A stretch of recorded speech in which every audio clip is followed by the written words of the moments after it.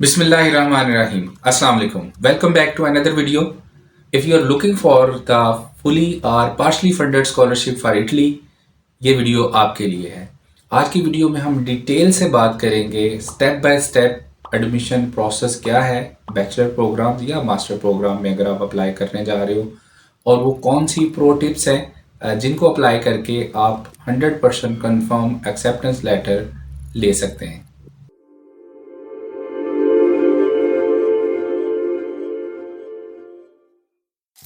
सबसे पहले बात कर लेते हैं एलिजिबिलिटी क्राइटेरिया की। आप बैचलर प्रोग्राम्स के लिए अप्लाई कर रहे हो और आपने जो प्रोग्राम चूज किया है वो नॉन मेडिकल है, तो परेशान होने की जरूरत नहीं है। इसमें किसी किस्म का एंट्रेंस टेस्ट या इंटरव्यू यूनिवर्सिटीज कंडक्ट नहीं करती। लेकिन अगर आप कोई भी मेडिकल प्रोग्राम चूज करते हो, फॉर एग्जाम्पल मेडिसिन है, डेंटिस्ट्री है, तो उसके लिए एक टेस्ट है आईमेट, वो आपको देना पड़ता है। आईमेट इंटरनेशनल मेडिकल एडमिशन टेस्ट जो है। अगर आप मास्टर प्रोग्राम्स के लिए अप्लाई कर रहे हो तो most of the time universities जो हैं वो स्काइप या जूम के थ्रू आपका इंटरव्यू ज़रूर कंडक्ट करती हैं, और बाज़ औक़ात जो है आपका जो टेस्ट है वो भी लेती हैं। और बहुत सारी यूनिवर्सिटीज़ ने अपने एडमिशन क्राइटेरिया में बड़ा क्लियरली मेंशन किया हुआ है कि आपको GRE या GMAT भी देना पड़ सकता है। इनरोलमेंट के लिए कौन कौन से डॉक्यूमेंट्स रिक्वायर्ड हैं? सबसे पहले एजुकेशनल डॉक्यूमेंट्स की बात कर लेते हैं। तो आपके पास स्कैन फॉर्म में डॉक्यूमेंट्स होने चाहिए, ट्रांसक्रिप्ट जो है वो होनी चाहिए। इसमें एक बात आपने याद रखनी है कि आपकी ट्रांसक्रिप्ट के ऊपर जो है वो क्लियरली ग्रेड्स मेंशन होने चाहिए। अगर ग्रेड्स मेंशन नहीं है तो यूनिवर्सिटी से आपको जो है वो एक लेटर लेना पड़ता है जिसके ऊपर उनका ग्रेड्स का क्राइटेरिया मेंशन होता है। नेक्स्ट आपके पास जो है वो यूरोपास CV आपके पास होना चाहिए। पासपोर्ट या ID कार्ड दोनों से अप्लाई हो सकता है। बेहतर यही है कि पासपोर्ट के बगैर अप्लाई ना करें, पासपोर्ट के साथ जो है वो अप्लाई करना बेहतर होता है। नेक्स्ट आपके पास जो है वो स्टेटमेंट ऑफ पर्पस होना चाहिए, और वो डिटेल्ड और टेक्निकल और रेलेवेंट जो है वो आपने लिखना है। उसके बाद जो है वो 2 रिकमेंडेशन लेटर जो है रिक्वायर होते हैं। कुछ यूनिवर्सिटीज़ जो है वो 1 रिकमेंडेशन लेटर डिमांड करती हैं, कुछ 2 डिमांड करती हैं। तो बेहतर है आपने 2 रिकमेंडेशन लेटर जो है वो अपने टीचर्स से जो है वो अपने लिए रेफ़र करवाने हैं। इसके अलावा जो है सबसे इम्पोर्टेंट आपके पास जो है वो लैंग्वेज प्रोफिशिएंसी सर्टिफिकेट होना चाहिए, या फिर आपके पास IELTS या PTE जो है उसका सर्टिफिकेट होना ज़रूरी है। ये सेक्शन गौर से सुनिएगा, उन स्टूडेंट्स के लिए है जो यूनिवर्सिटी अप्लाई करते हैं और एक्सेप्टेंस लेटर उनका नहीं आता। अगर आप चाह रहे हैं कि आपका एक्सेप्टेंस लेटर जो है वो 100% कन्फर्म हो जाए तो इन प्रो टिप्स के ऊपर आपने अमल करना है। सबसे पहले आपके जो डॉक्यूमेंट्स हैं वो प्रॉपरली स्कैन होने चाहिए। अगर वो प्रॉपरली स्कैन नहीं है तो मोस्ट ऑफ द टाइम जो है वो पोर्टल पे एक्सेप्ट नहीं होते, और यूनिवर्सिटी जो है वो आपको एक्सेप्टेंस लेटर जो है वो जारी नहीं करती। So most of the students क्या करते हैं, मोबाइल से स्कैन कर लेते हैं और अपलोड कर देते हैं। तो कोशिश कीजिएगा किसी अच्छी फ़ोटोकॉपी शॉप से अच्छे स्कैनर के साथ आपने डॉक्यूमेंट्स को स्कैन करना है। सेकेंडली, यूरोपास CV बड़ी इंपॉर्टेंट होती है अगर आप स्कॉलरशिप के लिए अप्लाई कर रहे हो। अगर आप किसी यूनिवर्सिटी प्रोग्राम में इनरोल होना चाह रहे हैं तो सबसे पहले जो है वो CV उन्होंने देखना है। यूरोपास CV होनी चाहिए, डिटेल्ड फॉर्म में होनी चाहिए। उसके ऊपर आपके जो एकेडमिक रिकॉर्ड्स हैं वो बड़ी डिटेल फॉर्म में हों। उसमें आपके जो है वो ग्रेड्स मेंशन होने चाहिए, सब्जेक्ट्स मेंशन होने चाहिए, और जो है पासिंग ईयर जो है वो लाजमी तौर पर आपने उसमें मेंशन करना है। इसके अलावा अगर कोई आपकी एक्स्ट्रा को करिकुलर एक्टिविटीज़ हैं उनको ज़रूर मेंशन करें। कोई सर्टिफिकेशंस हैं, कोई अवार्ड्स हैं, डिस्टिंक्शंस हैं, उनको भी आपने CV के ऊपर लाजमी मेंशन करना है। और CV जो है वो यूरोपास होना भी ज़रूरी है। नेक्स्ट जो है आपका सबसे जो इम्पोर्टेंट डॉक्यूमेंट है एक्सेप्टेंस के लिए वो होता है statement of purpose. Statement of purpose जो है ChatGPT अगर आप यूज़ करते हो उसको जो है वो जनरेट कर लेते हैं तो मोस्ट ऑफ द टाइम वो वर्क नहीं करेगा। आपको जो है वो टेक्निकली उसको हैंडल करना पड़ेगा। फॉर एग्जांपल, आप जो है अगर रेलेवेंट कोर्स जो है वो आपने चूज़ किया है तो आपने वहाँ बताना है कि आपने ये वाला कोर्स जो है वो क्यों चूज़ किया है। आप जो है वो इटली ही क्यों आना चाह रहे हैं, और ये वाली जो यूनिवर्सिटी जिसमें आपने अप्लाई किया वो यूनिवर्सिटी ही क्यों आपने सेलेक्ट किया अदर यूनिवर्सिटी के कंपैरिजन में। तो आपने जो है ये 3-4 जो टेक्निकल पॉइंट्स हैं इनको अपने स्टेटमेंट ऑफ पर्पस में लाजमी मेंशन करना है। नेक्स्ट जो है IELTS और मीडियम ऑफ इंस्ट्रक्शंस यानी कि इंग्लिश प्रोफिशिएंसी लेटर।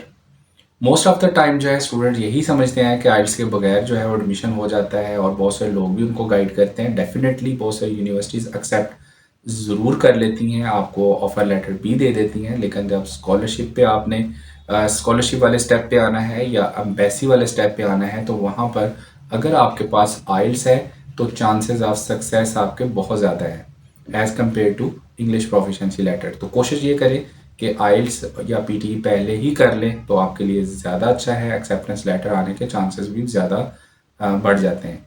और लास्ट पे सबसे important point, letter of recommendation, जिसको आप LOR भी बोलते हैं। आपने जो एप्लीकेशन के साथ लेटर ऑफ रिकमेंडेशन अटैच करना है, जिस टीचर ने आपको रिफ़र किया है, ये भी इम्पोर्टेंट डॉक्यूमेंट होता है।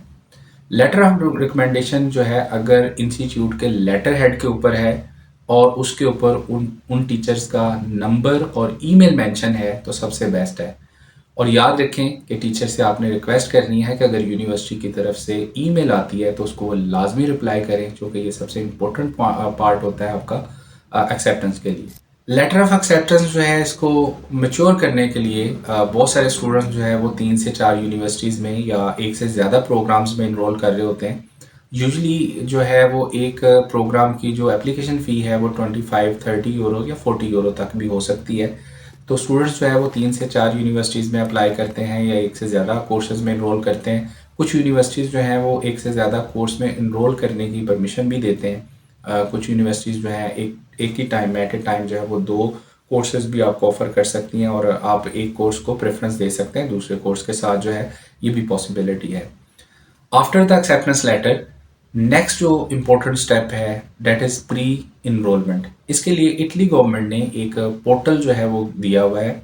आप उस वेबसाइट पे जाकर जो है वो सबसे पहले रजिस्टर करते हो। रजिस्ट्रेशन के बाद जो है आपने सारे डॉक्यूमेंट्स जो हैं वो अपलोड करने होते हैं जो आपने प्रिपेयर किए थे, जो कि मैं ऑलरेडी मेंशन कर चुका हूँ।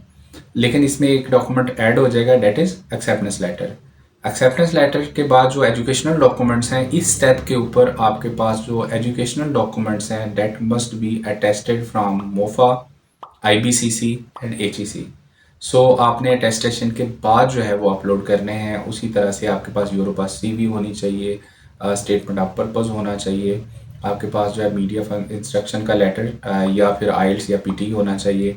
जो है ये सारे जो डॉक्यूमेंट्स हैं जो मैं ऑलरेडी मेंशन कर चुका हूँ, ये आपने यूनिवर्सिटैलिटी की वेबसाइट पे जाके आपने अपलोड करने हैं। मैं जो है डिस्क्रिप्शन में भी लिंक दे दूँगा, आप उसको जाके चेकआउट कर सकते हैं। वैसी वीज़ा एप्लीकेशन के लिए बहुत सारे डॉक्यूमेंट्स तो ऑलरेडी आप प्रिपेयर कर चुके हैं, वो वही हैं जो आपने प्री इनरोलमेंट के लिए प्रेजेंट किए थे, जिसमें एजुकेशनल डॉक्यूमेंट्स थे, आपका जो है वो स्टेटमेंट ऑफ पर्पस था, CV वगैरह जो है। एडिशनल डॉक्यूमेंट्स वो कौन से रिक्वायर्ड होंगे वैसी वीज़ा प्रोसेसिंग के लिए, जो कि आपको इजाफी चाहिए होंगे, उसमें सबसे इम्पोर्टेंट जो है वो आपका होगा वीज़ा एप्लीकेशन फॉर्म। आप जो है वो चूँकि शेंजन वीज़ा D कैटेगरी का अप्लाई करने जा रहे हो, तो आपको जो है वो वीज़ा एप्लीकेशन फॉर्म जो है वो फिल करना होगा। Next is bank statement. Bank statement जो है बहुत इंपॉर्टेंट फैक्टर होता है वीज़ा में। सो वो स्टूडेंट जो स्कॉलरशिप जो है वो अचीव नहीं कर सके, उनके लिए मिनिमम जो बैंक स्टेटमेंट है वो 8,000 यूरोज़ की उनको चाहिए होगी। इससे ज़्यादा ही हो तो ज़्यादा बेहतर है, और साथ आपको प्रूफ ऑफ फंड्स भी अटैच करना होंगे ताकि आप वीज़ा जो है उसको इंश्योर कर सकें। इसके अलावा जो है वो आपको मेडिकल टेस्ट भी रिक्वायर होगा, किसी भी गवर्नमेंट DHQ हॉस्पिटल से आप जो है वो करवा सकते हैं। ट्रैवल हेल्थ इंश्योरेंस रिक्वायर्ड होगी 1 ईयर की। इसके अलावा आपके पास टिकट बुकिंग होनी चाहिए। आपके पास जो है वो प्रूफ ऑफ अकोमोडेशन भी होना चाहिए, कि आपने वहाँ पर जो है वो रेजिडेंस जो है वो कहाँ पर लेनी है, या फिर कुछ आपके पास यूनिवर्सिटीज़ भी आपको हॉस्टल ऑफ़र करती हैं, तो आप यूनिवर्सिटी से लेटर मंगवा के भी साथ अटैच कर सकते हैं हॉस्टल जो है वो आपको फैसिलिटी का। इसके अलावा जो है मेडिकल हेल्थ इंश्योरेंस रिक्वायर्ड होगी, आपको मेडिकल सर्टिफिकेट चाहिए होगा, जो कि किसी भी DHQ या गवर्नमेंट हॉस्पिटल से आप जो है वो ले सकते हैं। इसके अलावा आपने साथ फ़ी जो है वो रिसीप्ट भी अटैच करनी है। यहाँ मैं इम्पोर्टेंट बात बताता चलूँ कि जो आपने रजिस्ट्रेशन पे की थी डिफरेंट कोर्सेज़ में एनरोलमेंट के लिए, for example 30 euro 40 euro number of courses में जो अप्लाई करने के लिए जो है वो आप पे करते हो, जब आपका लेटर ऑफ एक्सेप्टेंस आ जाता है तो तब भी आपको जो है वो कुछ पेमेंट करनी पड़ती है एप्लीकेशन फ़ी के नाम पे, that is round about on average 250 euros जो है वो यूनिवर्सिटीज़ कुछ लेती हैं, कुछ इससे ज़्यादा भी चार्ज करती हैं। तो उसकी भी वो फ़ी स्लिप जो है वो साथ यहाँ पे अटैच करनी होती है। अगर आप फुली फंडेड स्कॉलरशिप पे भी जा रहे हो तो वो स्लिप यहाँ पर आपने अटैच करनी है। इसके अलावा जो है आपने जो वीज़ा एप्लीकेशन के साथ जो है DOV की एप्लीकेशन फॉर्म भी सबमिट कराना होता है। DOV जो है वो क्या है, डेट इज डेक्लेरेशन ऑफ जो है वैल्यू, इसको बोलते हैं। आपने जितने भी आपके एजुकेशनल डॉक्यूमेंट्स हैं उन सब को आपने इटालियन लैंग्वेज में ट्रांसलेट कराना है। लेकिन यहाँ इंपॉर्टेंट बात बताता चलूँ, आपके पहले डॉक्यूमेंट अटेस्ट हो चुके हैं मोफा से, IBCC से और HEC से। तो इसके बाद आपने उनको इटालियन लैंग्वेज में जो है वो ट्रांसलेट करवाना होता है और उसके बाद आपने उसको नोटराइज करवाना है। और हर एक की 3-3 कॉपीज़ जो हैं सेट बनाने होते हैं DOV के लिए। और इसके अलावा जो है पासपोर्ट की 3 कॉपियाँ चाहिए, ID कार्ड्स की 3 कॉपियाँ चाहिए। इसकी जो चेक लिस्ट है वो DOV की आपको जो है वो वेबसाइट से मिल जाएगी। तो ये सारा जो है ना एक सेट आपने वीज़ा एप्लीकेशन के साथ जो है वो सेपरेटली साथ सबमिट करवाना होता है। तो जब आपका वीज़ा प्रोसेस हो जाता है तो उसके साथ ही आपको DOV मिल जाता है, या उसके 1 माह बाद या 2 माह बाद भी DOV जो है वो आपको मिल जाता है। तो जब आप वीज़ा के बाद जो है इटली में जाएंगे तो बहुत सारी यूनिवर्सिटीज़ आपसे DOV डिमांड करेंगी। कुछ यूनिवर्सिटीज़ जो है आपसे सीनिया जो है वो रिक्वायर करती हैं। सीनिया जो है उसमें 2 लेटर जो है वो आमतौर पर जो है वो चलते हैं। एक को बोलते हैं SOV, एक को बोलते हैं SOC। SOC stands for statement of comparison और SOV stands for statement of verification. ये 2 लेटर्स भी रिक्वायर्ड होते हैं। ये आप जो है वो कैसे करवाते हो, आप सीनिया की वेबसाइट पे जाते हैं, उसका लिंक जो है मैं डिस्क्रिप्शन में दे दूँगा। वहाँ जाकर जो है आप जो एक अपने आप को रजिस्टर करते हो और पाकिस्तान में जो HEC है वहाँ पर आपने जो है वो सर्टिफाइड कॉपीज़ आपने सबमिट करवानी होती है अपने एजुकेशनल डॉक्यूमेंट्स की। वो आपको इन्वेल्प में उसको सील करके दे देते हैं और आपने वो कोरियर करनी होती है सीनिया को। ये जो स्टेप है ये इम्पोर्टेंट रिक्वायरमेंट होती है आपका। जब आप जाते हो यूनिवर्सिटी जाके इनरोलमेंट लेते हैं तो उस वक्त जो है कुछ यूनिवर्सिटीज़ DOV डिमांड करती हैं, कुछ जो है SOV डिमांड करती हैं, कुछ SOV के साथ SOC भी डिमांड करती हैं। तो ये डिपेंड करता है यूनिवर्सिटी टू यूनिवर्सिटी या कोर्स टू कोर्स के आपको जो है वो DOV से गुजारा चल जाएगा या आपको सीनिया भी लाजमी करवाना पड़ेगा। तो सीनिया की डिटेल्स के लिए आप इसकी वेबसाइट को विज़िट कर सकते हैं, वहाँ पे इसकी डिटेल मेंशन है। इसकी जो फ़ी है SOV की फ़ी अराउंड अबाउट 150 यूरो है और SOC की फ़ी जो है अराउंड अबाउट 65 यूरो है। ये ऊपर नीचे हो सकती है। इसमें अर्जेंट की भी ऑप्शन है, उसकी ज़ाहिर सी बात है थोड़ी फ़ीस ज़्यादा होती है। Most of the time student जो है वो फेल क्यों हो जाते हैं वीज़ा सिक्योर करने में इटली का, और स्कॉलरशिप भी गेन नहीं कर सकते? रीज़न बड़ी सिंपल है, इट्स अ लॉन्ग प्रोसेस।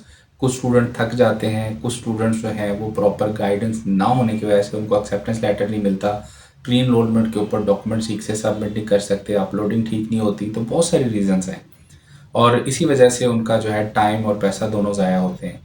अगर आप जो है हमारी टीम से प्रोफेशनल सर्विसेज लेना चाह रहे हैं तो आप वर्ल्ड केयर की टीम से रब्ता कर सकते हो। हम आपका जो है इटली में फ्री एजुकेशन का जो ख्वाब है उसको पूरा करने में आपका भरपूर साथ देंगे। और लास्ट में आपसे रिक्वेस्ट है कि अगर अभी तक आपने इस चैनल को सब्सक्राइब नहीं किया तो लाजमी कर दें और बेल आइकन को भी क्लिक कर दें ताकि मज़ीद आने वाली वीडियोज़ आप तक पहुँच सकें। अपनी दुआओं में याद रखिएगा। बहुत शुक्रिया। अल्लाह हाफिज़।